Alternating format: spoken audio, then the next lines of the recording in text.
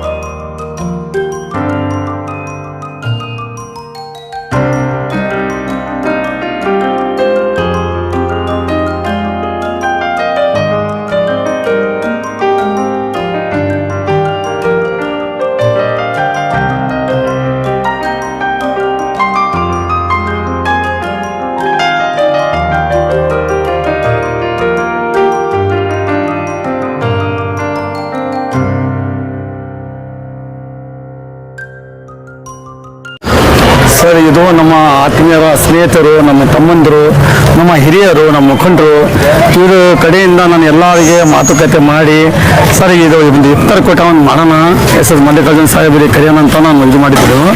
ನಮ್ಮ S S Mallikarjuna ಸಾಹೇಬರಿಗೆ ನಾವು ಕರೆದಿದ್ದೆವು. ಅವರು ಇದೆಲ್ಲ ಇಲ್ಲ ನಾನು ಬೆಂಗಳೂರು ನಗರ ಸ್ವಲ್ಪ ಕೆಲಸ ಐತಿ ಅಂತ ಅವರು ಮಾತಾಡಿ ನಾವು ಕರೆದಾಗ ಇಲ್ಲ ನಮ್ಮ ಬೆಂಗಳೂರು ನಗರ ಸ್ವಲ್ಪ ಕೆಲಸ ಐತಿ ನನ್ನ ಮಗ ಬರಲ್ಲ ಅಂತ ಹೇಳಿದರು. ಹಾಗಾಗಿ ನಾವು ಎಲ್ಲ ಸೇರಿಕೊಂಡು ನಮ್ಮ ಸಮ್ಮತ್ ಸಾಹೇಬರಿಗೆ ಕರೆ ಕಳಿಸಿದ್ದು ಇಫ್ತಾರ್ ಕೂಟಕ್ಕೆ.